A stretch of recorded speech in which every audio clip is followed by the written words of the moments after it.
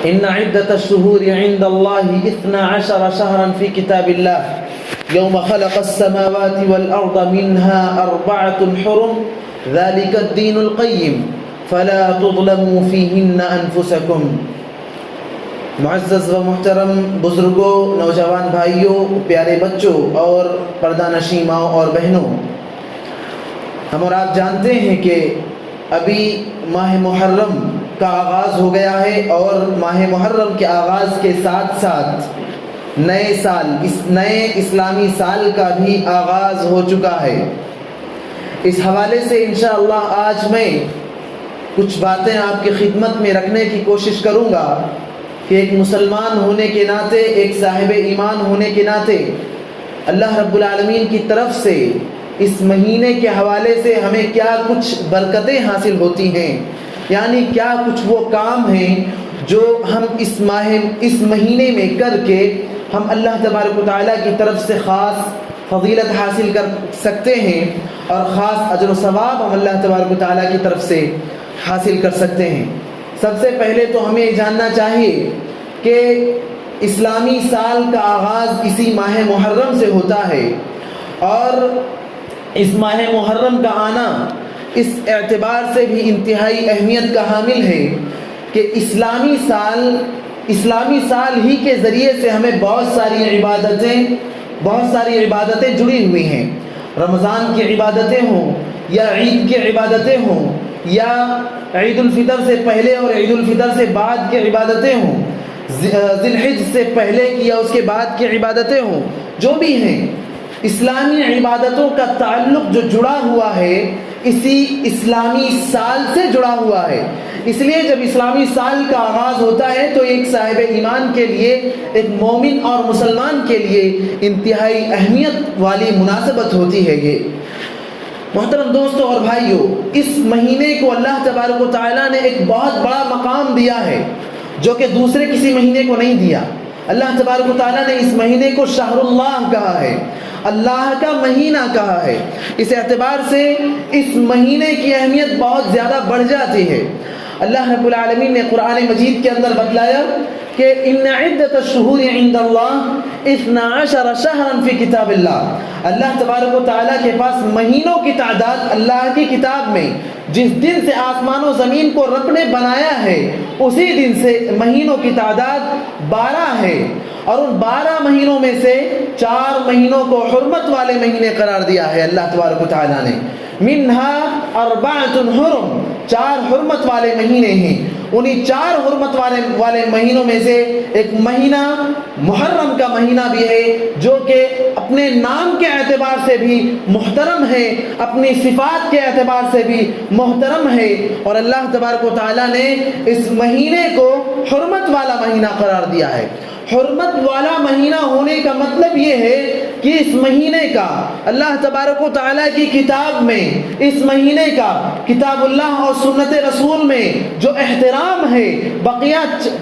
ان 4 مہینوں کا جو احترام ہے، بقیہ مہینوں کا وہ احترام اور بقیہ مہینوں کی وہ اہمیت اللہ تبارک و تعالیٰ کے پاس نہیں ہے. تو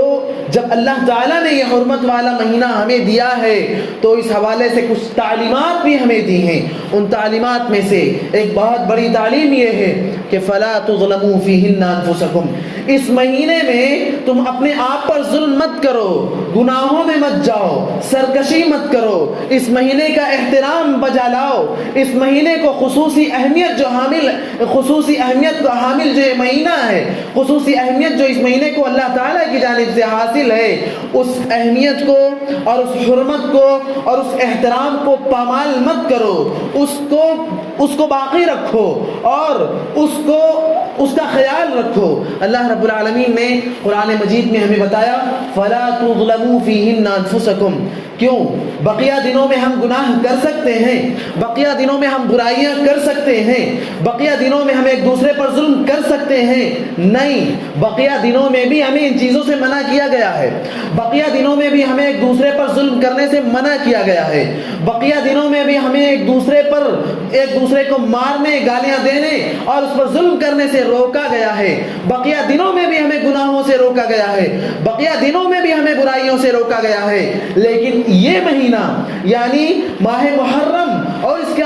3 اور مہینے حرمت والے مہینے، ان مہینوں میں اللہ تبارک و تعالیٰ نے ہمیں تعلیم دی فَلَا تُظْلَمُوا فِيهِنَّ أَنفُسَكُمْ، یعنی ہم دوسرے دنوں میں گناہ کریں، ہم دوسرے دنوں میں کسی پر ظلم ڈھائیں، ہم دوسرے دنوں میں کسی کو گالیاں دیں، ہم دوسرے دنوں میں کسی کی غیبت کریں، ہم دوسرے دنوں میں کسی کے خلاف باتیں کریں، ہم دوسرے دنوں میں گناہ کے اعمال انجام دیں، ہم دوسرے دنوں میں دوسری برائیاں انجام دیں، تو ان کی برائی، ان کا گناہ، ان کی یعنی قباحت اللہ تبارک و تعالیٰ کے نزدیک جو ہوگی، ان 4 مہینوں میں ہم اگر وہی برائی انجام دیتے ہیں تو یہ برائی کئی گنا بڑھ جاتی ہے۔ ہم کسی مسلمان کو گالیاں دیں، ہم کسی مسلمان کو برا بھلا کہیں، ہم کسی کی غیبتیں کریں، ہم کسی پر ظلم ڈھائیں، ہم کسی کا حق کھا جائیں، ہم دوسرے بہت سارے گناہ انجام دیں، بقیہ دنوں میں یہ کریں تو بھی برے ہیں، لیکن ان دنوں میں اگر ہم کرتے ہیں تو ان کی برائی، ان کی قباحت، ان کی شناعت اللہ رب العالمین کی نزدیک، اللہ رب العالمین کی نظر میں کئی گنا بڑھ جاتی ہے۔ اس لیے ہمیں خیال رکھنا چاہیے کہ بلکہ اس چیز کا خیال زمانے جاہلیت کے کفار بھی رکھا کرتے تھے کہ جب یہ حرمت والے مہینے آ جایا کرتے تھے تو وہ آپسی جنگوں کو روک دیا کرتے تھے، آپسی مار دھاڑ کو اور قتل و غارت گری کو وقتی طور پر وہ موقوف کر دیا کرتے تھے، روک دیا کرتے تھے، اور جب یہ حرمت والے مہینے گزر جایا کرتے تب پھر وہ اپنی جنگ کا آغاز کر دیا کرتے تھے۔ تو ہم اور آپ تو اہل ایمان ہیں، ہم اور آپ تو پیارے نبی صلی اللہ علیہ وسلم کے امتی ہیں، ہمیں اور آپ کو تو ان حرمت والے مہینوں کے احترام کا بطور خاص خیال رکھنا چاہیے، بطور خاص لحاظ رکھنا چاہیے۔ ایک بندہ برائی انجام دیتا ہے عام دنوں میں، اس کا گناہ اللہ تبارک و تعالیٰ کے نزدیک جو ہوگا، ان حرمت والے مہینوں میں اس کا گناہ کئی درجے بڑھ جاتا ہے۔ اس لیے ہم ان حرمت والے مہینوں میں بطور خاص، ابھی جو یہ محرم کا مہینہ چل رہا ہے، محرم کے مہینے کا آغاز ہوا ہے، تو ہمیں خیال رکھنا چاہیے کہ ہم گناہوں سے زیادہ اپنے آپ کو دور رکھیں، گناہوں سے اپنے آپ کو زیادہ سے زیادہ بچا کر رکھیں، زیادہ سے زیادہ نیکیاں انجام دیں، زیادہ سے زیادہ نیکیوں والے اعمال کریں، زیادہ سے زیادہ نفل نمازیں ادا کریں، زیادہ سے زیادہ نفل روزوں کا اہتمام کریں۔ پیارے نبی صلی اللہ علیہ وسلم نے ایک اہم ترین تعلیم ہمیں یہ بھی دی کہ جب یہ محرم کا مہینہ آ جائے تو پیارے نبی نے بتلایا کہ اللہ تبارک و تعالیٰ کے نزدیک فرض روزوں کے بعد سب سے زیادہ اہم، سب سے زیادہ فضیلت والا، سب سے زیادہ ثواب والا روزہ جو ہے نا، وہ اسی محرم کے مہینے کا روزہ ہے۔ تو محرم کے مہینے کے روزے سے متعلق 2 باتیں ہیں۔ ایک تو عاشورہ کا روزہ، وہ الگ ہے، بقیہ محرم کے مہینے کے کسی بھی دن کا روزہ یہ خود یہ ایک اہمیت کا حامل روزہ ہے۔ پیارے نبی صلی اللہ علیہ وسلم نے فرمایا افضل الصیام بعد رمضان شہر اللہ المحرم، کہ رمضان کے بعد، فرض روزوں کے بعد سب سے زیادہ اہمیت والا روزہ، سب سے زیادہ فضیلت والا روزہ جو ہے نا، وہ اسی ماہ محرم کا روزہ ہے۔ ماہ محرم کا ہر دن ہمارے لیے اہمیت کا حامل دن ہے، ماہ محرم کا ہر دن، ہر تاریخ ہمارے لیے فضیلت والی تاریخ ہے۔ اس لیے ہم سے اگر ممکن ہو سکے تو ہم زیادہ سے زیادہ اس مہینے کی ہر تاریخ کو، اس مہینے کے دنوں کو ہم روزوں کے ساتھ گزاریں، ہم نفل نمازوں کے ساتھ گزاریں، ہم صدقات و خیرات کے ساتھ گزاریں، ہم تلاوت کلام اللہ کے ساتھ گزاریں، ہم نفل نمازوں کے ساتھ گزاریں، ہم تہجد کی نمازوں کے ساتھ گزاریں۔ ہم ایک مومن کا دوسرے مسلمان بھائی سے مسکرا کر ملنا، مسکرا کر پیش آنا، اسے بھی نیکی بتایا گیا ہے، اسے بھی صدقہ بتایا گیا ہے۔ اخاک بوجہ طلق، تو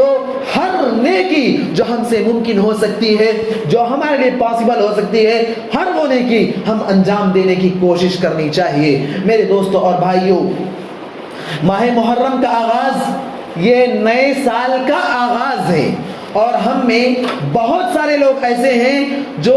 ماہ محرم کے آغاز کے ساتھ ساتھ، یعنی نئے سال کے آغاز کے ساتھ ساتھ ہم نئے سال کی خوشیاں مناتے ہیں، ہم ایک دوسرے کو مبارکبادیاں دیتے ہیں، نئے سال کی مبارکبادیاں پیش کرتے ہیں۔ میرے بھائیوں اور دوستو، میں آپ کو بتانا چاہتا ہوں کہ ذرا آپ مجھے یہ بتائیں کہ ایک بندہ جس کے پاس 1000 روپے ہیں، جس کے پاس 1000 روپے ہیں، وہ مارکیٹ نکلا شاپنگ کرنے کے لیے، وہ خریداری کرنے کے لیے، اور جیسے جیسے اس کے پاس پیسے خرچ ہوتے گئے، اس نے دیکھا کہ میرے پاس 50 یعنی 500 روپے خرچ ہو چکے ہیں۔ اب ذرا بتائیے کہ 1000 روپے میں سے 500 روپے خرچ ہو چکے ہیں، اب یہ اس کے لیے خوشی کی بات ہے یا اس کے لیے تکلیف کی بات ہے کہ میرے پاس 1000 روپے تھے، ان 1000 میں سے اب میرے پاس 500 بچے۔ ہم میں سے بہت سے لوگ جو مبارکبادیاں دیتے ہیں، جو خوشیاں مناتے ہیں، انہیں بات سمجھنی ہوگی کہ اللہ تبارک و تعالیٰ نے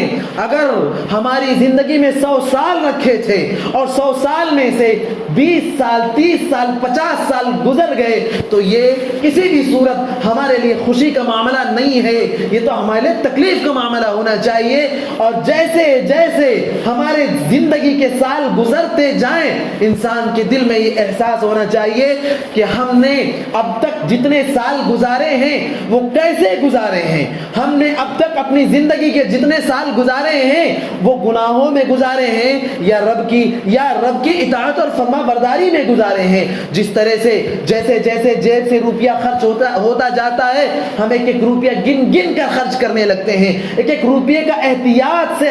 یعنی اس کا استعمال کرنے لگتے ہیں۔ پھر ہمیں نہیں پتا نا کہ ہماری زندگی میں ایگزیکٹ رب نے کتنے سال دیے ہیں، ہمیں نہیں پتا۔ تو جیسے جیسے زندگی کے سال گزرتے جائیں گے، ہر انسان کو یہ احساس ہونا چاہیے مجھے نہیں پتا کتنے سال باقی رہ گئے ہیں، لیکن بہرحال کچھ سال گزر گئے ہیں تو بقیہ سال بڑے محتاط گزارنا ہے، بقیہ سال بڑے احتیاط کے ساتھ گزارنا ہے۔ محاسبہ نفس ہونا چاہیے، زندگی کے ایک ایک لمحے کا حساب ہونا چاہیے، ایک ایک لمحے کو گن گن کر ہم سمجھیں کہ ہم نے کتنے سال، کتنے اوقات، کتنے لمحات رب کی نافرمانی میں گزارے ہیں اور کتنے اوقات ہم نے رب کو خوش کرنے میں گزارے ہیں، کتنے اوقات ہم نے رب کی اطاعت اور فرما برداری میں گزارے ہیں اور کتنے ایام ہم نے رب کی نافرمانی میں گزار دیے ہیں۔ اگر یہ احساس ہمارے دلوں میں آ جائے، یقین جانے ہماری زندگی کا ہر لمحہ، ہماری زندگی کا ہر وقت اللہ رب العالمین کی اطاعت میں گزرے گا، اللہ رب العالمین کی فرما برداری میں گزرے گا، کتاب اللہ اور سنت رسول پر عمل کے ساتھ گزرے گا۔ میرے دوستوں اور بھائیوں، ماہ محرم جیسے جیسے ہی ماہ محرم آتا ہے، پیارے نبی صلی اللہ علیہ وسلم کی تعلیم بھی ہمیں ملتی ہے کہ ماہ محرم کی 10 تاریخ کو ہمیں بطور خاص عاشورہ کے روزے کا اہتمام کرنا ہے۔ پیارے نبی صلی اللہ علیہ وسلم جب مکہ سے مدینہ ہجرت کر کے آئے تو آپ نے دیکھا کہ وہاں کے یہود روزہ رکھتے ہیں۔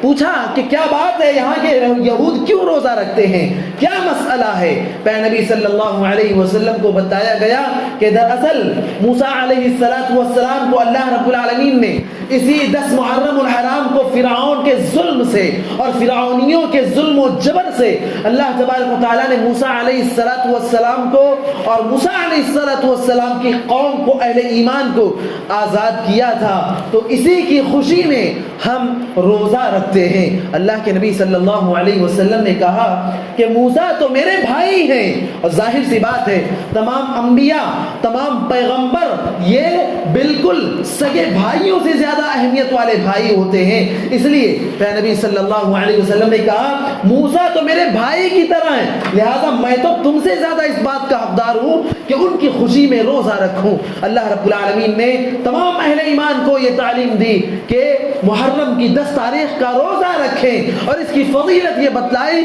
کہ گزشتہ 1 سال کے گناہوں کو اللہ رب العالمین معاف کر دیا کرتے ہیں۔ میرے دوستوں اور بھائیوں، پیارے نبی صلی اللہ علیہ وسلم نے 10 محرم کا روزہ رکھا اور اس کے بعد صحابہ کرام کو تعلیم دی کہ انشاءاللہ اللہ رب العالمین نے اگر مجھے آئندہ سال زندگی دی تو میں 10 کے ساتھ 9 کا بھی روزہ رکھوں گا تاکہ یہود کی مخالفت ہو سکے۔ ایک حدیث ہے اس پر